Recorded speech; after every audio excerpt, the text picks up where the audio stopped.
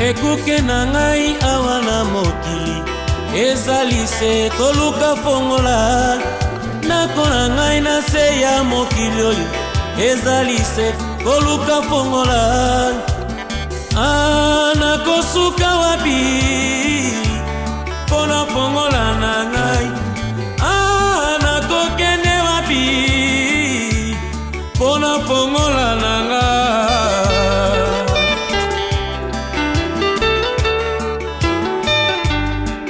ekuke na ngai awa na mokili ezali se koluka fongola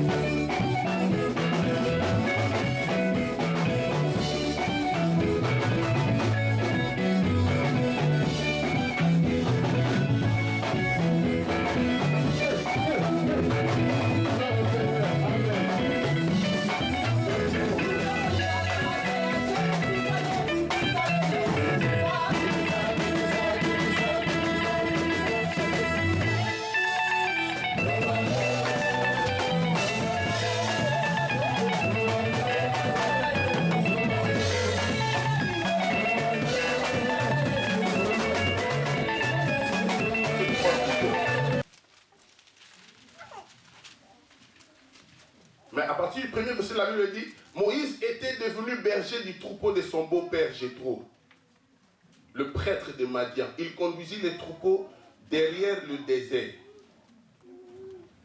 et vint à la montagne de Dieu à Horeb. Mais avant d'arriver là, prenons le premier verset.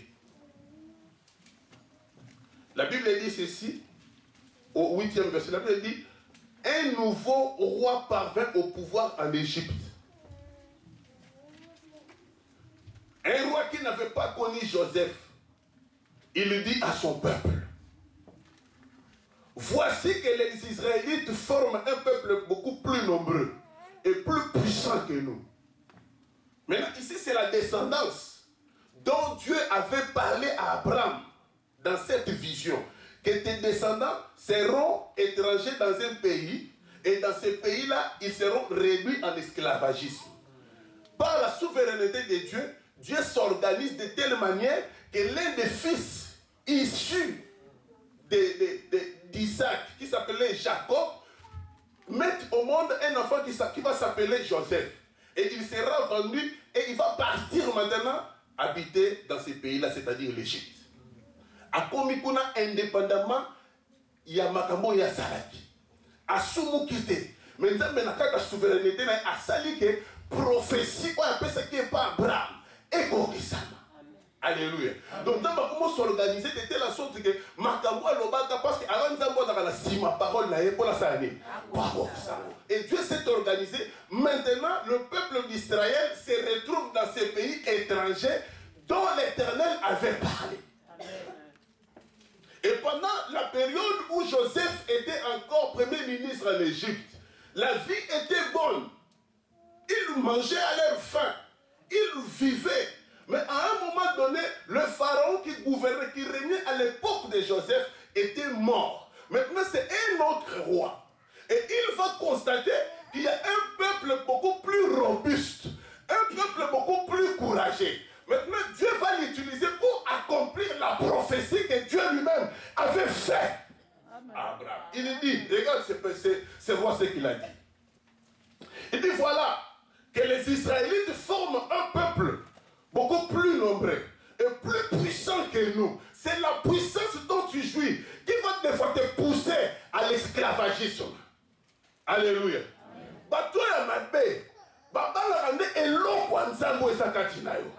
Ici, les Israélites, c'est un peuple élu. Comme toi, tu l'es. Choisi de Dieu. Mais nous avons de combattre à partir de ici, la Bible déclare, le pharaon a dit, regarde les enfants d'Israël. Ils forment un peuple beaucoup plus nombreux. C'est les diables. Non seulement ce peuple forme un peuple beaucoup plus nombreux, c'est un peuple plus puissant. Comment est-ce que nous devons faire pour l'amoindrir? Voilà peuple a yébine le côté. A soumokité. Amen. Abomi moukité. A yébine a yété. Peuple a fait tranquille. Les soumounega mounine. Pour un peuple moko mounene. Non seulement un peuple moko mounene. Et bien un peuple moko azanangouya. Mais dans le monde à ténèbres, ça les calcul, n'est pas diminuer. Voilà une dernière chose dans la carte de captivité. Dans la carte de captivité, et lorsque nous nous retrouvons en captivité, parce que nous sommes enfants de Dieu, parce qu'il y a la souveraineté de Dieu qui a voulu ainsi, il y a maintenant une façon de se comporter dans la souveraineté de Dieu et dans la déportation. Quelqu'un peut me dire Amen. Dieu a vu cette situation, mais j'aimerais que nous puissions lire ce que ces rois-là, ces pharaons-là hostiles avaient dit. Il dit, allons, montrons-nous habiles vis-à-vis de lui. Empêchons-les de devenir trop nombreux.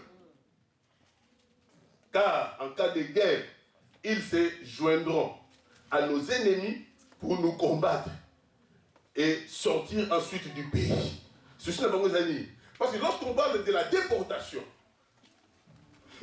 lorsqu'on parle de la déportation, c'est-à-dire vous étiez sur une terre, vous étiez tranquille, on vient, on vous attrape et on vous amène dans une terre étrangère de manière à ce que vous soyez aliénés. Vous vous rappelez qu'il est dit, il entra dans le temple et il déroula, on lui donna les rouleaux, il trouva l'endroit où il était écrit « L'Esprit du Seigneur est sur moi ». C'était une prophétie. La Bible dit « L'Esprit du Seigneur est sur moi, l'Éternel est sur moi parce que l'Éternel m'a consacré par onction pour annoncer de bonnes nouvelles aux pauvres.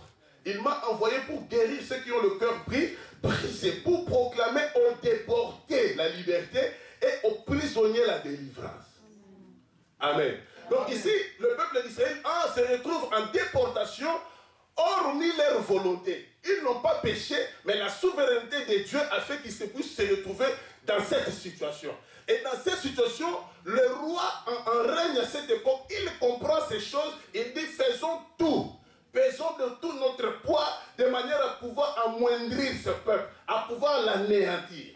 Involontairement de ce peuple, il va se mettre à combattre ce peuple.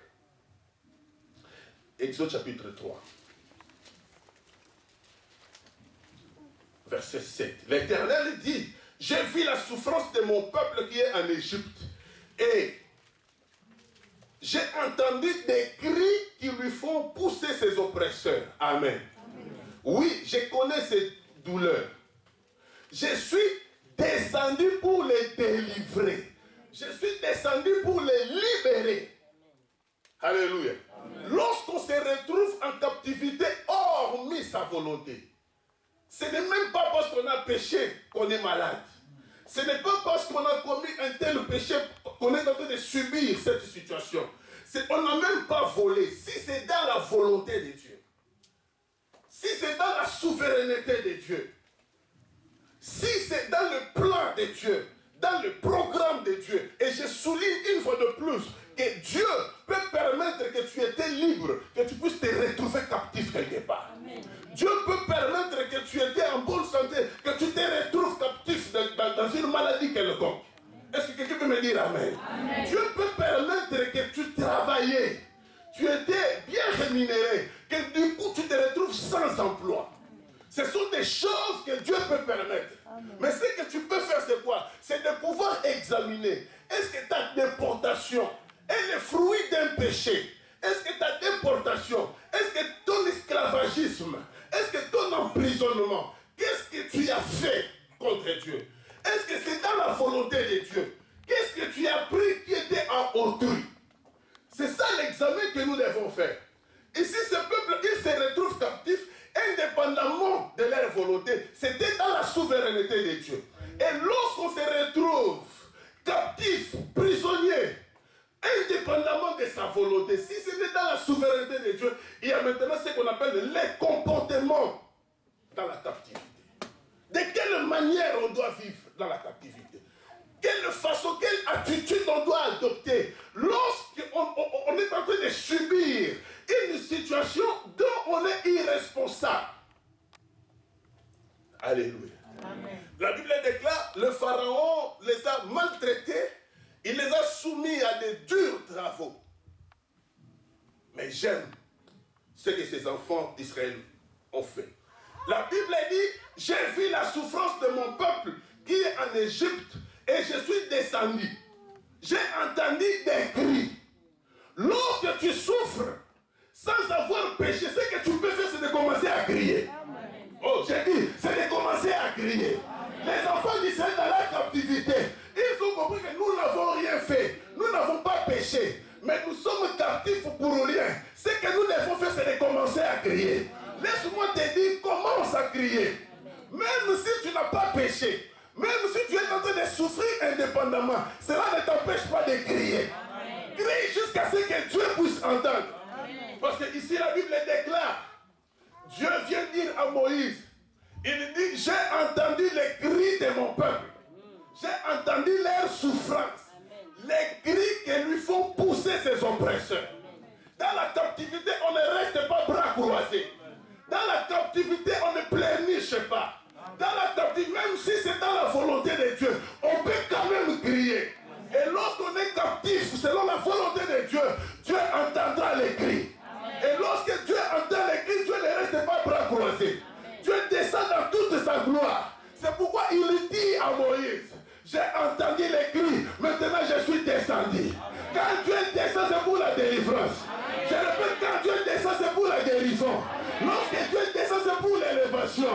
Lorsque Dieu descend, la Bible dit, 1000 tombera à mes côtés, 10 000 à ma droite, moi je ne serai pas atteint.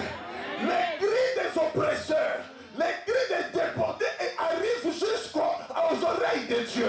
Et ce soir, pendant cette campagne de prière, nous allons nous mettre à crier parce que nous sommes en train de souffrir d'une manière injuste. Amen. C'est injustement que nous sommes en train de souffrir. Nous avons la sida, il va bien. Nous comprenons la sida. Pourquoi? Il faut que la c'est pourquoi l'islamiste David, Dieu l'appelle l'homme, c'est l'homme mon cœur, parce que c'est quelqu'un qui savait crier. Amen. Ne reste pas bras croisés pour dire non. Mets-toi à crier comme les enfants d'Israël. Tu n'es pas obligé de vivre avec le péché, les conséquences de ce que tes parents avaient fait. Toi, avec toi, tu peux commencer une nouvelle histoire. J'ai dit une nouvelle histoire. Mets-toi à crier dans ta déportation. Amen. Mets-toi à crier. Amen. Crie jusqu'à ce que tes cris arrivent. Parce que on se retrouver en Égypte au Soumouté. Au Sahel, on va se retrouver célibataire. Au Zoum, on va y avoir tout. Au Zoum, on va y avoir tout. Au Tembo, la Rabia, au Zoum, on va mais il pas les soins à karaté. Maman, quand on a mon côté, banda mon gamba. Je dis commence à crier. Oh, je dis je commence à crier. Et lorsque les justes crient, la Bible déclare l'Éternel entend. Amen. J'aime Dieu. Ce peuple sont mis à crier pour expliquer à l'Éternel que nous sommes innocemment, Seigneur. Fais-nous sortir. Nous ne voulons pas être captifs. Nous ne voulons pas rester en ces lieux. Misalo et l'équipe Passinengi. Bimisa Biso. L'Éternel, la Bible dit, il dit, j'ai vu la souffrance et j'ai entendu les cris. Amen. Ce soir, Dieu va entendre les cris de quelqu'un. Si ce sont tes cris, dis un grand amen. Lorsque Dieu entend tes cris, il n'est pas comme le pasteur au Bénémosu répondait. Lorsque Dieu entend tes cris, il descend dans toute sa gloire. Et ce soir, Dieu doit descendre dans toute sa gloire. Et lorsque Dieu descend pour ta guérison, lorsque Dieu descend pour l'élévation de ta famille, la Bible dit, vous me servirez, j'éloignerai la maladie du milieu de vous. Est-ce que je parle à quelqu'un ce soir? Quelqu'un a besoin que l'Éternel l'entende. Il se met à crier, viens Éternel. Et lorsque Dieu attend les cris, il descend. Et lorsque Dieu descend, Dieu lui-même dit, je suis descendu, c'est pour leur délivrance. J'aime la délivrance. J'aime quand quelqu'un était rien et qu'il devient quelque chose. J'aime quand quelqu'un était pauvre et qu'il s'enrichit.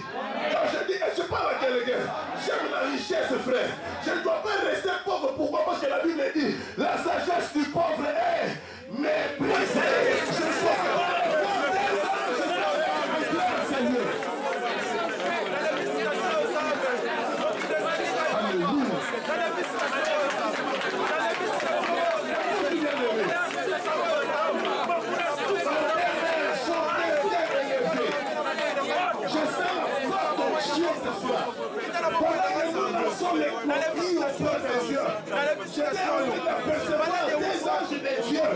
Qui faisait l'air dans ces lieux.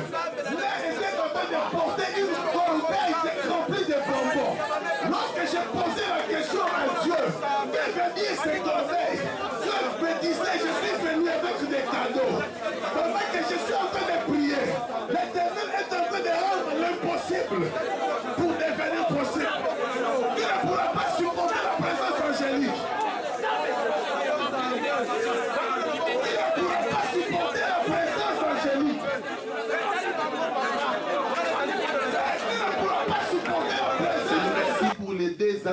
Merci. Merci pour Michael. Merci pour Chérubin.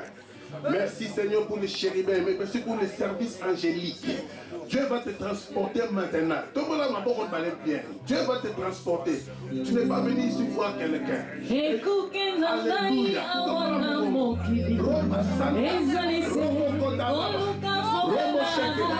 Je vais lancer tout juste pour toi. Vous ne serez pas supporter la présence de Dieu.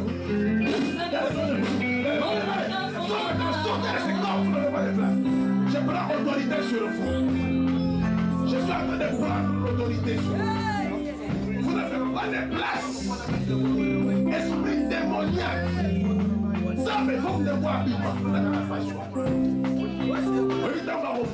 Pour lancer crime au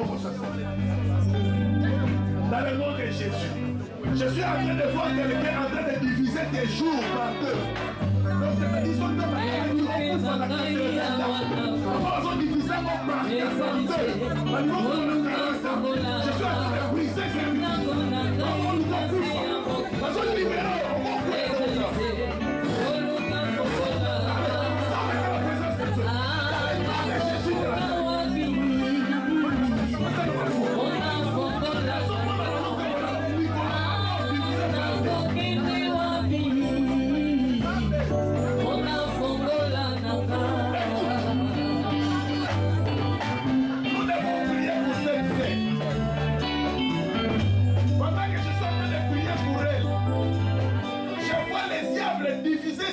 Sur cette terre bardée.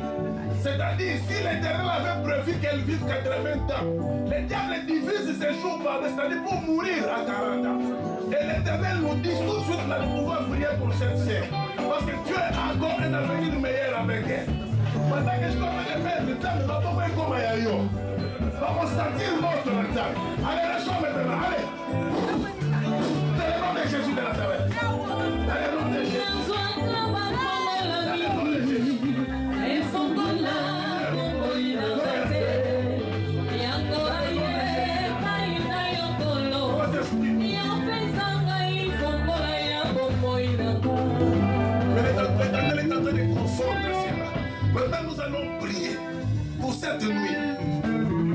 à Maboko, nous allons battre les mains. Nous allons renverser tout ce que le diable est en train de projeter. Nous avons vu ensemble que le projet de Dieu était notre délivrance. Mais l'ennemi veut nous empêcher à palper cela. Commence à battre les mains dans le nom de Jésus de Nazareth. Pourquoi proclame notre Père diable?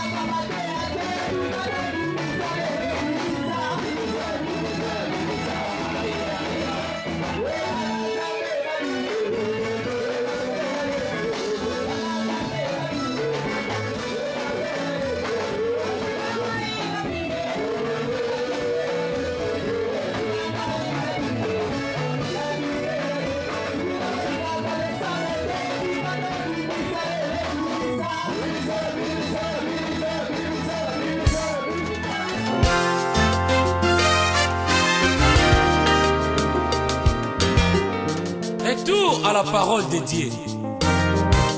Zonga katina liloba. Zambe atinelaki bango liloba. Pe liloba ekisaki bango. pique 15, 17 à 18. Nekotika mobulu, changer chaîne, et y a